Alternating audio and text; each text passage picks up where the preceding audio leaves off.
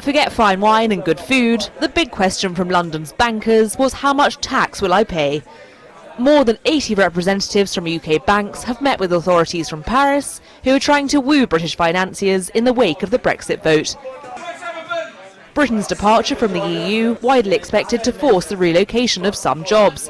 Paris is saying it doesn't want to steal jobs from London. It wants to be an alternative global capital, a so-called win-win situation. It says it already has the infrastructure, the global talent pool, the global education. But of course it's competing with other European capitals such as Frankfurt. But the big joke amongst the French is to ask, when have you ever booked a weekend in Frankfurt in the past few years? France thinks it can attract 10,000 jobs, although bankers mention French tax rates and labour laws as a possible deterrent. The French government introduced tax concessions for expats last year in the hope Paris could profit from Brexit. But experts say other centres with more flexible labour and tax rules could be bigger beneficiaries. Banks also keeping a close eye on French politics. Banks are waiting to decide whether they move to Paris for the outcome of the French elections, which are due in April-May. But we have had one solid commitment from HSBC.